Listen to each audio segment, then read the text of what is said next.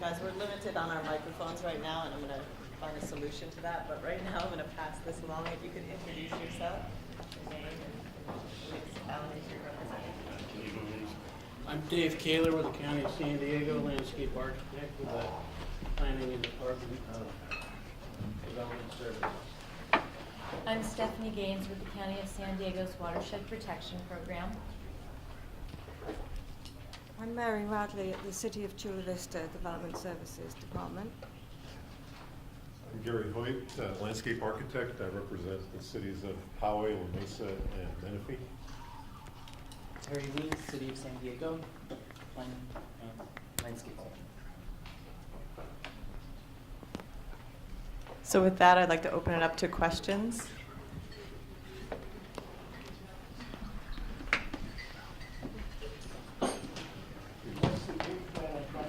Irrigation results, the inspections, how is that anticipated to start up and work? To do the inspections of the actual installations? Inspection on the order thing. Yeah, like we have to determine, one, when we're done with the thing, that everything's built in substantially conformance, it's working. What I was just hearing is there would be an inspection of the irrigation system, talking about how it's working, and that would go along with the installation, I take it. Well, I think there's two different parts to that. There's firstly somebody having inspected during installation, checking that the trenches are correctly built and the backfill's right and all that sort of thing, and pressure testing. That in Chula Vista we have a landscape inspector who does that. But then there'll also be a requirement on your drawings or in your specs saying that you'll do this landscape audit with an independent person. And that needs to be done before you turn over that landscape at the very end of the process. So that's going to be the contractor who has to get hold of one of these auditors to do this function, as far as I understand it. Okay. Hopefully that answers your question. Joe, at the county, you as the designer would be required to ensure during construction that the irrigation went in as you designed it. Right. And that would be in that certificate of completion when it's submitted. But then we're also asking for an audit report by a third person that tests the irrigation system, make sure the uniformity is there, no leaks, the controller is set up based on your irrigation system and schedule that you put together. So that's a third party. Okay, that would happen prior to being signed off with the next meeting. Correct. Yeah. Who's qualified to do that first? Drawing that, and the ordinances. The state has basically said anybody that has followed the Irrigation Association's protocol for auditing, it just can't be the designer of the plan or the installer of the plan of the landscape. I think that's something that's still getting sorted out with this process. My clients have indicated they're somewhat concerned with just a single source as irrigation auditors. In other words, CLIA is kind of the gold standard, but I think there's need for some flexibility in that requirement. So we're kind of looking at, other options, other viable options for auditing reports. Quell is a program that's out there that my clients are looking at is perhaps allowing to do audits, being Quell certified. So there's still some discussion and sorting out of that requirement. I wish I had a definite answer for you, but certainly private certification is a good start. I mean, if you have someone that's Sounds like we need to take on that assignment. well, I think the industry needs to look at that, definitely, yeah. As I'm sure you're all very busy, as we get, these requirements usually occur at the end of projects. and there's a lot of pressure to get things signed off. And it's, my experience is developers, applicants, in many cases, have had difficulty finding high certified auditors to do that, if they're looking just for those qualifications. So I think we need some flexibility there. If you folks have some ideas, again, having 12 is a good option, but With the city of San Diego, we have a trigger in our inspection process that prevents occupancy until we get that audit report turned in and accepted.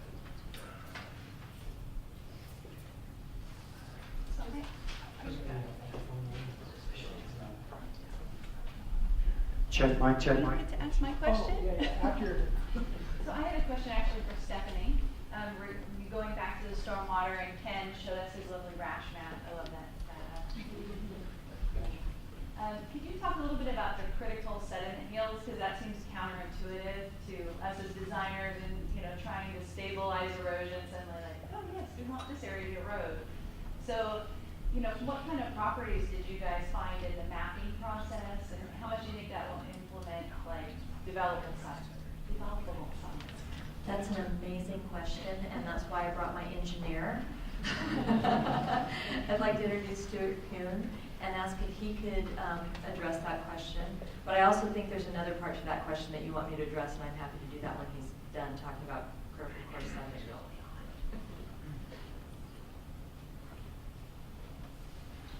Okay, where do I start? So the critical core sediment yield comes back to Lane's diagram, which is in a stream for it to be stable and not have sediment deposit and cover up all the plants or erode and pull all the plants away. You need to have a consistent supply of water, a balanced supply of water, and a balanced supply of sediment that kind of keeps the stream where it's at. So those areas that produce critical sediment, which is like kind of a sandy material, need to be protected. So the county has worked with our slope protection guidelines to pretty much consolidate into those areas so that their requirements you're already having to meet so that you can meet that critical core sediment yield. Now there's additional requirements that you have to be able to convey. If you have a steep slope draining through your project, you need to design your project so that that sediment in that water can convey through your project, and it's not going through a filtration device or a swale or a landscaped area where the sediment's going to fall out and be captured on your site. Did I get everything there? Yeah, and just the last piece, maybe where, as you were studying those, what types of sites did you typically find that were undeveloped? Are those ones that would be foreseeably development material, or would they be more habitat areas? It's the MSCP is where we were able to identify as most, if you were able to comply with the MSCP requirements on your project and not infringe on those areas, then you would be also compliant with the preservation of the critical core sediment yield area. I guess there was a question over here. I wanted to follow up on the previous question about the auditing, because there is an independent technical, I'm sorry, I maybe should say who I am. I'm Joellen Jacoby, and I'm in the Water Conservation Program with the City of San Diego. And so anyway, there's an independent technical panel that's suggesting new modifications beyond what you just saw for MWELO, and among the things is the broadening of who would be certified. The recommendations that are going to go forward from the city and county, I believe, is that it would be any WaterSense certified professional, which would include the CLIA, the QL, and the watershed-wise landscape professional. So it is the larger group of people that would be qualified with that. This is just the future, but they're thinking about it. So I just kind of wanted to give you an update on that. There are other things that are being brought up by the independent technical panel that also affect the MWELO. And John Rajinski from ASLA was on a call, on the conference call, so he's preparing comments for that also.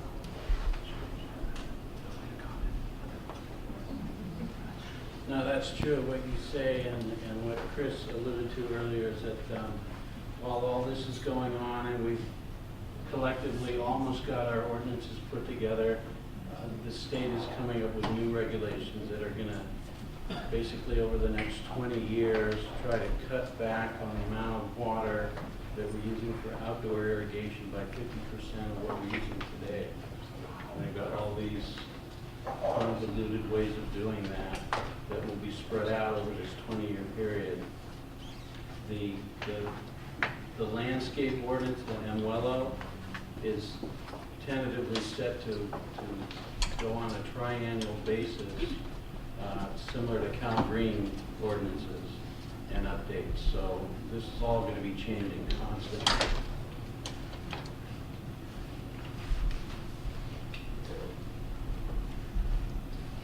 Okay, so I'm Marianne Mara, landscape architect in private practice. Could I hear from any or all of you about renovation projects? Because everything that was described is very clear to most of us for permitted projects, but renovation, water saving projects that do not require a permit, how does any of this get monitored, or what am I supposed to do in these conditions, in these circumstances? Because I have a lot of them. At the county, we don't really have a modified we have a modified landscape plan. We don't have a rehabilitated. That's not really a definition that we have in our ordinance.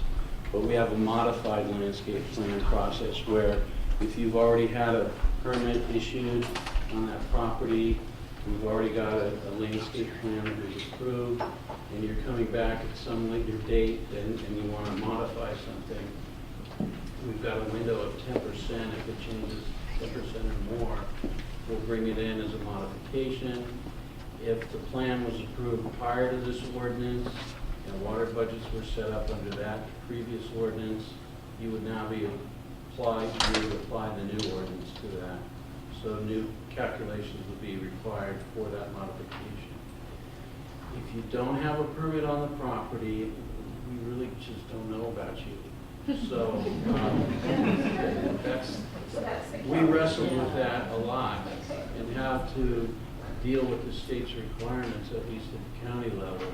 And if there's no permit on that property, like I said, we don't know you. Okay. So there's some other things. Guys, could you speak into the microphone just so it's recorded on our video so that if you want to Can see you it hear me? later, everyone can hear it? Thanks. With the stormwater aspect, we have our water quality improvement plans. Our water quality improvement plans set forth certain specific goals that we have to hit, numeric goals, and we've described strategies to meet those goals. And strategies basically translate to projects. One of the projects that we're looking at is landscape retrofits. And one of the things that we've worked with recently is a local grant project. Joey's a partner on that project, I am, and I don't see anybody else here from our team. But it's a sustainable landscapes project. It is a voluntary project. It's an incentive-based grant project, but it fundamentally takes care of what you're talking about. It's those turf replacement, basically, or we like to call it a landscape upgrade because we're doing something a little better. But we're looking at the tenets of stormwater capture for use, efficient irrigation, using all of the practices that we saw today in implementing the MWELO and water efficient practices, and especially the plant palette, looking at moderate, low, and very low water use plants. We look at natives, we look at edibles, we look at trees for the very reason that you talked about trees, the stormwater capture aspect and the tree wells and the capacity that they have. So from a voluntary standpoint, we have things like that, and we will be tracking those metrics, if you will, those conversions, to report annually to the regional board as part of our compliance metric. And I just want to be clear, the project itself is voluntary, but the compliance metric on our end is required. We've got to be able to demonstrate that we can meet water quality objectives at some point in the future. Does that help describe one other aspect of what we're doing?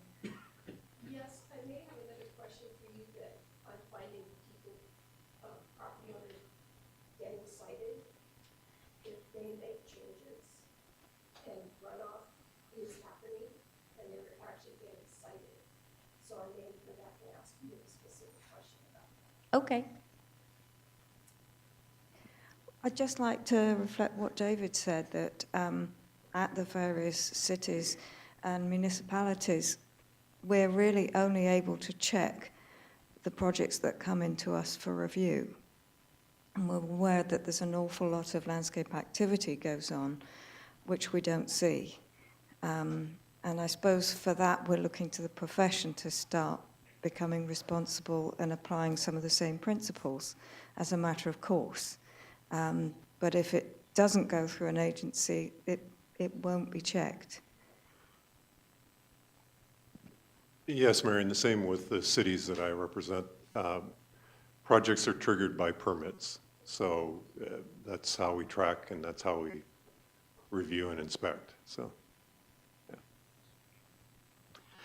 We've been seeing a lot of renovation projects coming in, partly for overgrown landscape from the 1980s and 1990s, and where water conservation wasn't as much of a consideration. Where the retrofit is purely dealing with plant material, we've been able to do that with our substantial conformance review process to record that. If they're doing retrofits to hardscape and irrigation systems, we'll possibly have a building permit tied to that, and then the retrofit areas, we will be looking for the efficiencies. But to this point, if it's an existing irrigation system to remain, we haven't gone into that. So that's going to be a challenge, especially if it's an older system.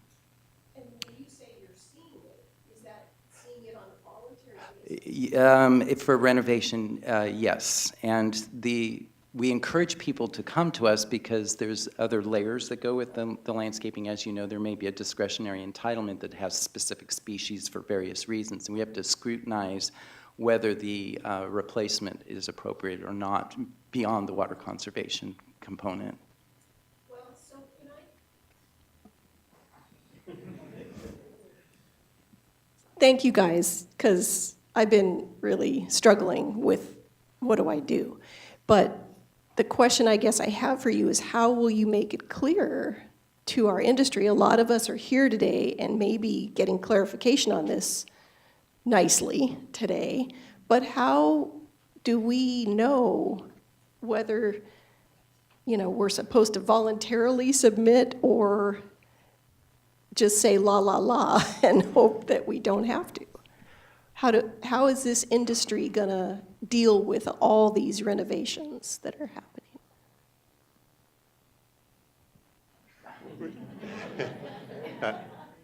I know you're struggling with this, but cities are struggling too, and part of it is, I think, the nature of development right now. There's a lot of activity. It's hard to keep up with the new projects, let alone things that are flying under the radar, if you will. So right now, all we have up here to rely on is the ordinances. And if the type of projects you're talking about, Marion, don't require permits or submittals, then at least I'm not looking at those.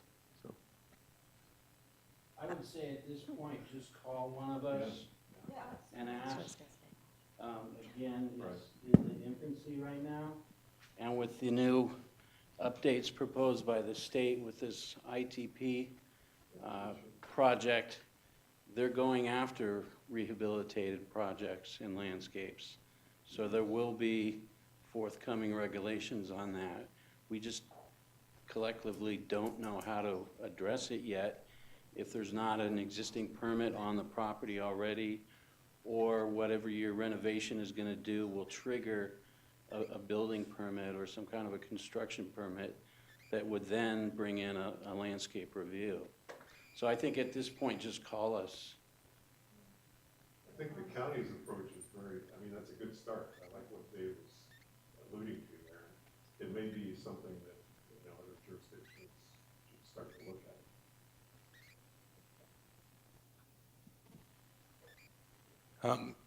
I have a question going back to the coarse sediment.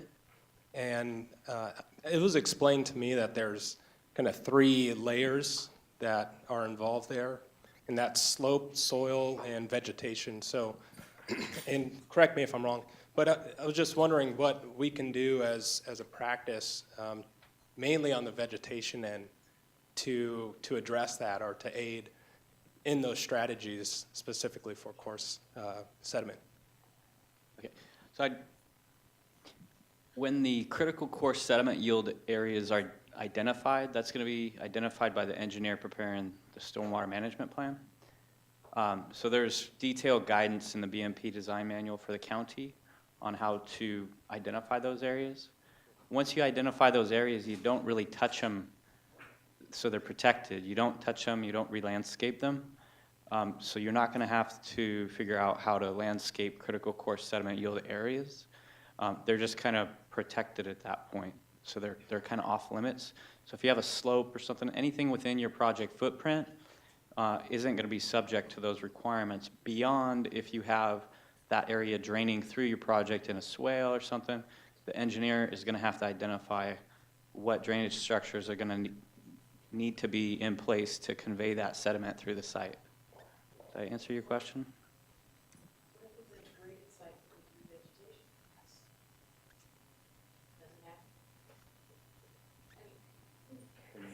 If there's been a lot of erosion and there's no soil, no trees or whatever that help hold the soil, it's something where they would have to try planting. So the question is, what about rehabilitation of existing restoration projects?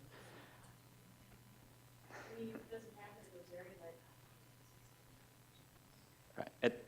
At that point, I'm not sure about that. I can't give you an answer on that. So going back to that, if there is a project, hypothetically, that had that, and they're already governed in, but there is some coarse sediment on it, is there a way to mitigate for that or to at least account for it and provide another means for doing that? If the project has critical coarse sediment yield impacts, there are mitigation strategies by balancing the flow out. In that lanes diagram, if you remove the sediment, you can also remove some of the flow. So that's one avenue. Another avenue is to actually put sand at the end of your pipe so that it's being supplied to the stream. They're kind of awkward solutions, but there's a couple out there.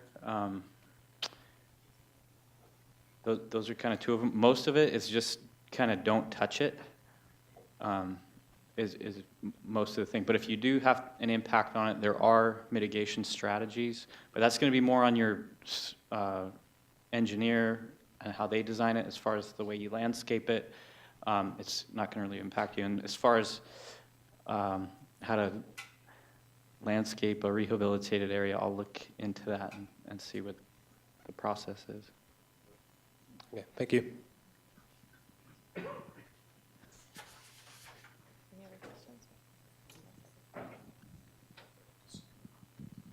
So are we gonna see more plant lists start to become more critical all the time, and more questions seem to be asked by the stormwater folks about what plants work and what plants don't?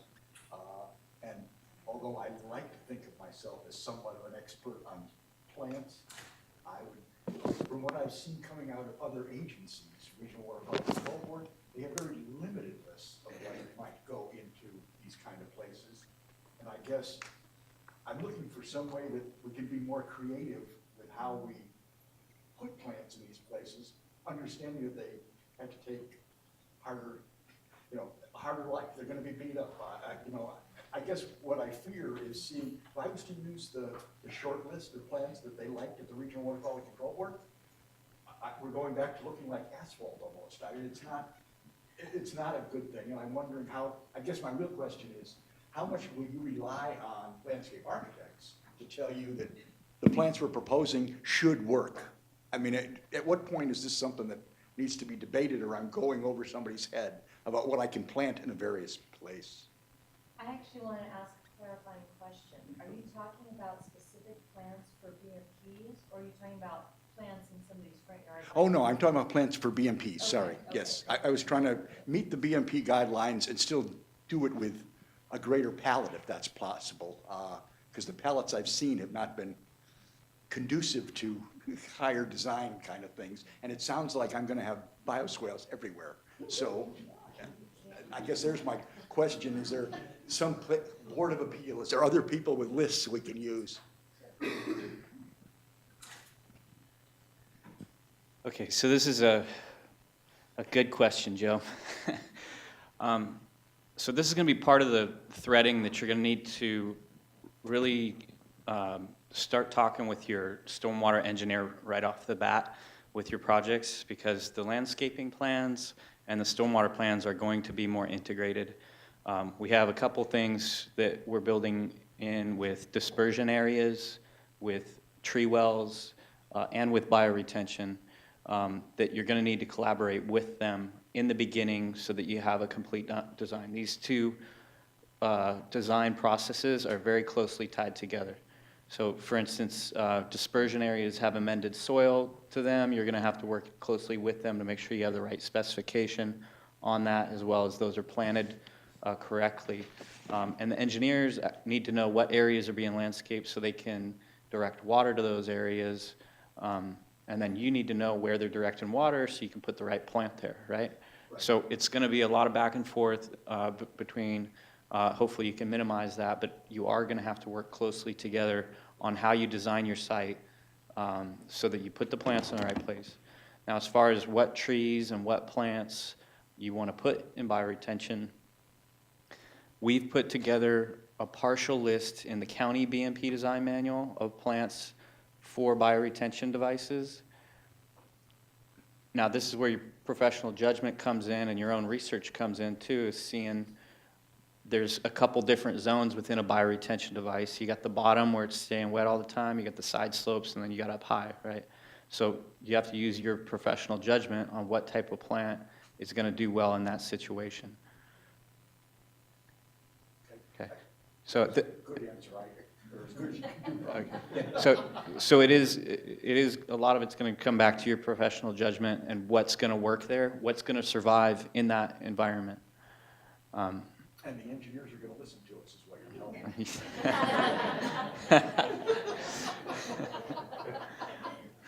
Please, I just had to put that in.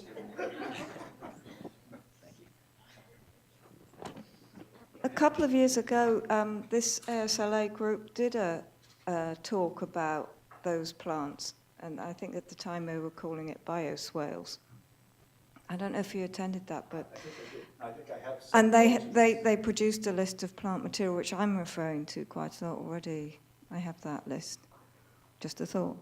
No, it's a great place to start. I guess I was hoping there was some way this could keep expanding. In a world where we can't have lawns, I'm using some kind of native grasses that kids might walk on. We need more plants, not less, I guess is the only real comment I'm making. So one of the things we're finding is that in biofiltration and these stormwater devices, as engineers, we want to maximize our evapotranspiration so that we can minimize the device, right? So we're finding that higher water use plants do better in these devices. And it kind of makes sense because you're trying to get rid of water, you're trying to plant a plant that's going to use that water and uptake it, and it can do well in a saturated situation. So actually turf does really well in a bioretention system, or it can do really well, but you got to select the right turf, right, so it can be soggy. So there is that opportunity. Now, if you're going to put a small turf area in your yard, to maybe dip that down and coordinate with your engineer to say, hey, put your bioretention here. So that's where the communication comes in, as far as then you have a bioretention with a high water use turf grass in it, evaporating a lot of water out of it. And that's going to be much more effective than if you put your bioretention in the back with a low water use native plant that's going to be underwater all the time, and it's going to get root rot and it's not going to live. So I'm going to jump in on this real quick. We have Susie from Village Nurseries here, And we asked her to be on the panel, and then she said, no, I don't want to be up there because it's not about plants. And suddenly it's about plants. But Susie has developed some really great lists for our profession. And does a lovely tour showing those. So feel free to reach out to her. And then Nick has a, oh. And the list from the previous event is up on the stewardship website. All the presentations and all the plant lists are up there, so you can reference those. Hi. Nick Martin, landscape architect. I have several questions. One is, Ken was mentioning something about a liner put into bioswales and bioretention areas, and I'm confused by that because a non-permeable liner would suggest that the water can't filtrate into the subsoil, and doesn't make sense to me. The second question is, can a landscape architect get certified through the auditor program and audit other projects that they did not design themselves through their own firm? Maybe I should go to the third question that Chris mentioned. Soil moisture sensors are mandatory now for projects, including residential projects over 5,000 square feet. And I don't know if I heard that correctly or not either. Moisture or ET. You got to pick one. Okay. Soil moisture sensor is given the same, I think, weight as a ET, evapotranspiration sensor. Yep. Whether it be on-site, off-site, you have to have some sort of a weather climate sensing device or a soil moisture device to shut off and prevent over-irrigation. Is it either or? It's either or, yeah. Oh. The way we understand it, yes. Great, thank you. Thank you for clarifying. So for the first question on a liner for biofiltration areas, oftentimes that is required due to geotechnical concerns. For example, if you have a bioretention area next to a building where they don't want water seeping into underneath the footing, or it's adjacent to a roadway, you don't want the water seeping in under the roadway, it could undermine the roadway. So in some cases, a liner is required. In that case, you'd have your soil treatment profile underlain by a gravel subdrain layer with a perforated subdrain pipe that would collect the treated water that's filtered through the soil and then discharge it to the storm drain system, so you wouldn't have standing water within the liner. But so those are in cases where it's infeasible to do infiltration. So if it's feasible to do infiltration and the soil conditions allow for it, then the preference is to have an open bottom with no liner, or perhaps a liner on the sides to prevent water from migrating horizontally, and if possible. But that's going to require coordination with a geotechnical engineer, and geotechnical engineers, in my experience, are a very risk-averse group, so that might be a hard sell in some cases.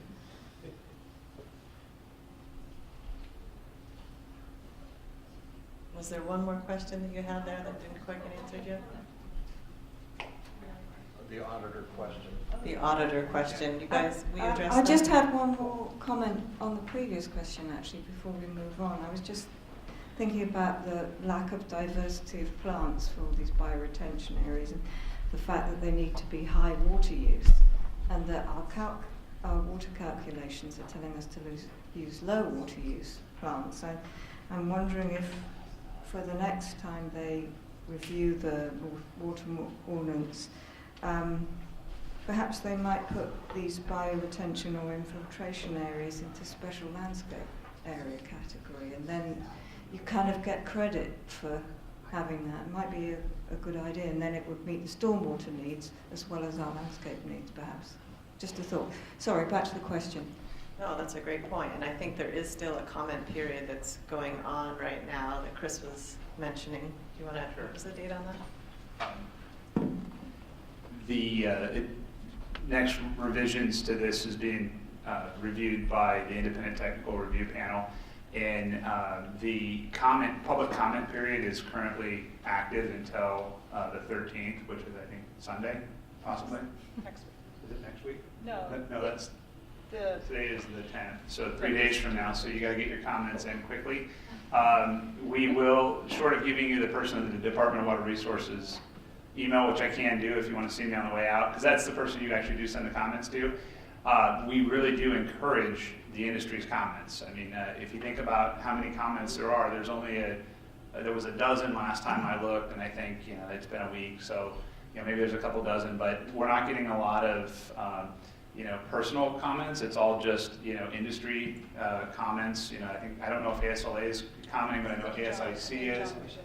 I think, okay, so ASLA may be commenting, but we encourage your direct comments as well, because what we talk about right now is kind of where it is now. They're taking it further down the road as well, so it'd be good to stay current on what they're talking about. And the other thing I wanted to comment on is it related to the irrigation auditor. We can, if anybody is interested, we can post the certified irrigation auditors to the IA. There are quite a few of them in the county, and several of them would love to be for hire on that. Not all of us are, but some would be for hire. And the other thing is there was a consideration of using the EPA WaterSense partners that have completed either a CLCA water manager exam, the QUEL, Qualified Water Efficient Landscaper, or the G3 WaterWise Watershed Wise Landscape Professional program. So currently, I think it's depending on each agency as to what they're accepting. I've talked to some, and they say it needs to be a CLIA certification, but others are contemplating other things to open it up a little bit more. So we can get you a list and perhaps a link as well for the comment period on the website, that it's going to be in the same page as these slides. So. Thank you. Yeah, we'll include that in with the slide presentation when we upload those. Maybe we had that last question of whether he could be an auditor or. No, not Nick. Not at all. Why don't we team up? Again, I think the primary concern is that you're not auditing your own projects, or the contractors aren't auditing their own projects. So, yes, if you have the qualifications, I think anyone could do that.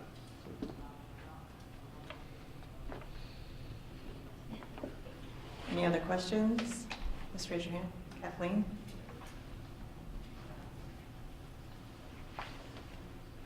I have a question about the native plant use, and I know that the city of San Diego had an issue with some of their drainage areas and native plants coming in and creating habitat, and then they could not clear drainage areas for flood control, or they had to get permit for flood control. With the use of all these natives, I think it's a great idea, but are we potentially also creating habitat, and will that hurt our projects or could influence our projects down the line? That's an interesting question. I would say in areas that are going to be a naturalized condition that is habitat oriented, that we'd have to look at that carefully, but in contrived situations like the flow-through planters and stuff where natives are being used, that would not be considered that way. Where the city used it, I mean, these are concrete drainage swales that you see when you ride the trolley that I always thought was just a concrete drainage basin. Mm-hmm. They are technically also little rivers, and these concrete where the soil builds up and it established habitat. Yes, and wetlands are their own beast. So we're creating bioswales that could technically, if we're using native plants, become habitat, even in an urban setting, which is what happened with the city. These are very urban environments where the city had the issue with drainage. The bioswale type of stuff that we're seeing with development, one of the things I think we need to understand is that depending on the water that's being applied to the setting is going to influence how much water is in that soil media.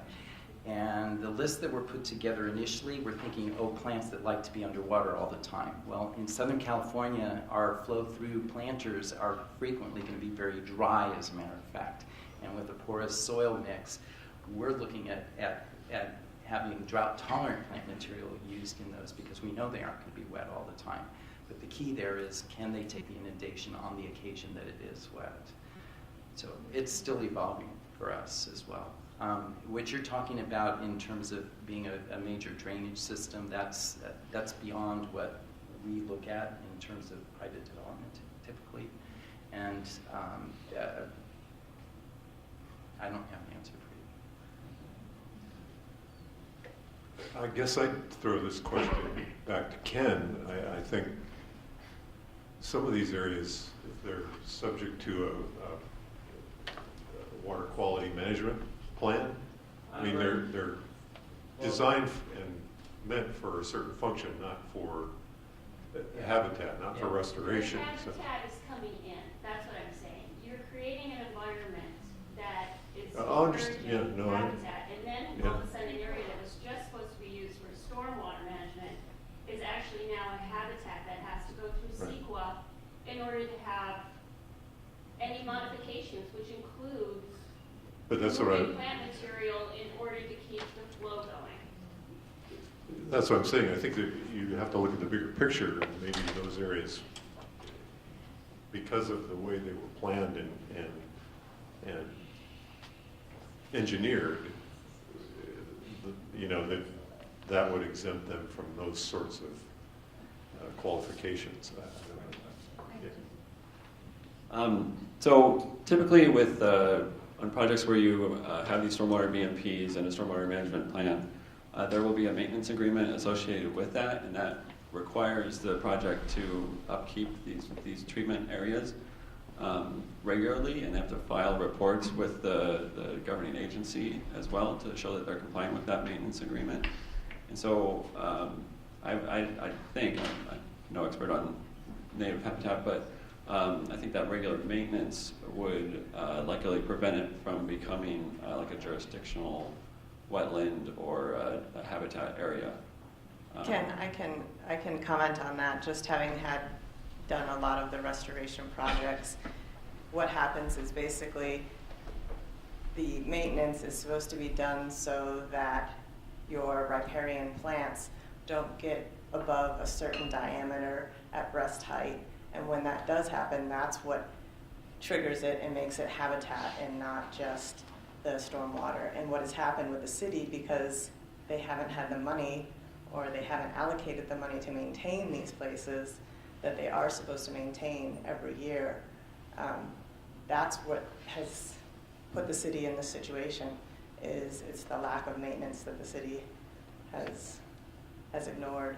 And that's why these stormwater areas are now riparian corridors.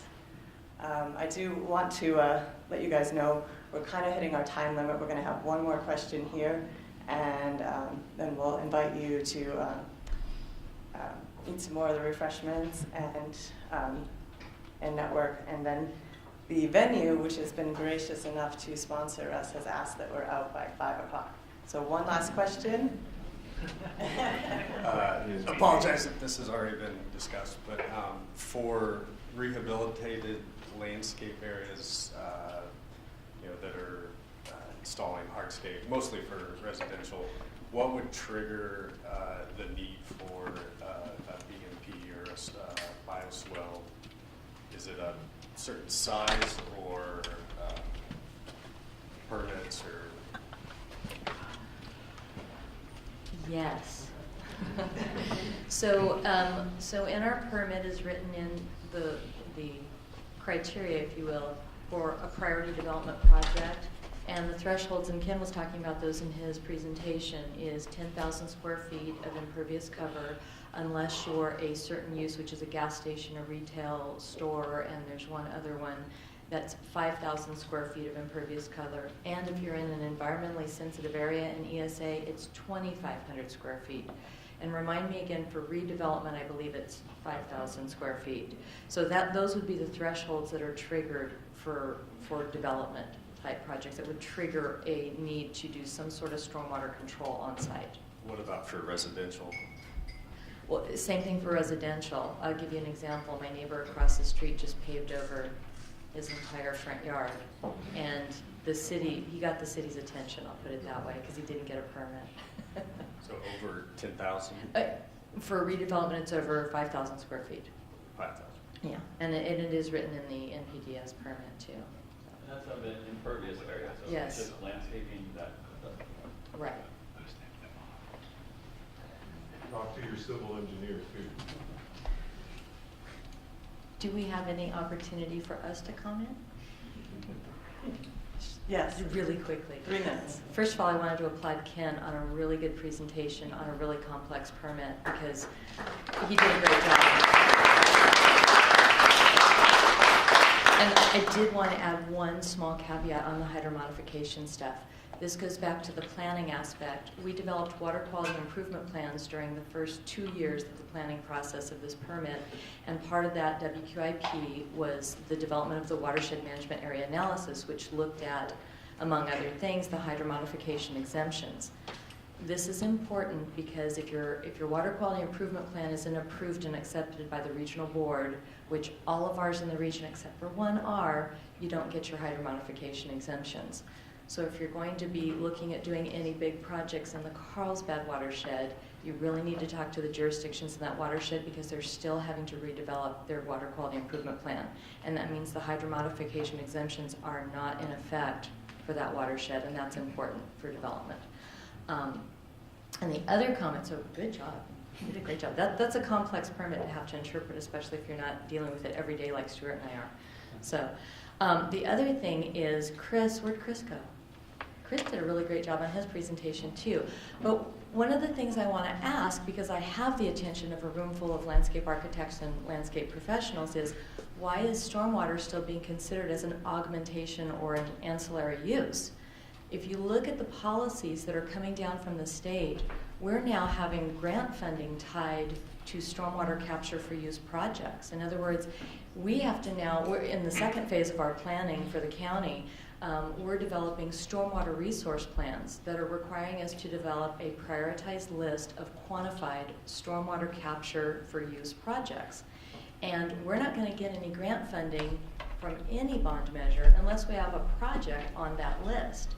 So, you know, the state is really tying our hands, and they're really looking for all of us to utilize stormwater as a beneficial use as opposed to getting rid of it as a nuisance from now on.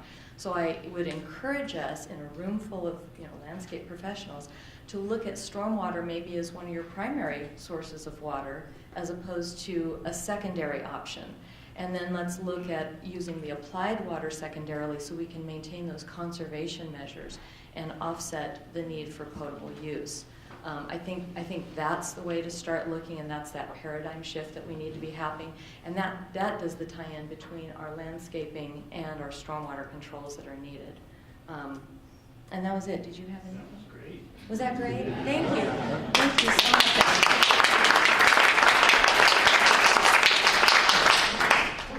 Just one quick comment, and I mentioned this before and I'll say it again, talk to your civil engineer. I'm glad Ken's here. I see too many projects where landscape architects and civil engineers are not communicating. We need to step up. We've got landscape architects that are unaware that basins are lined. They're planting trees in them. What happens? You have to stake trees. You end up with stakes through liners.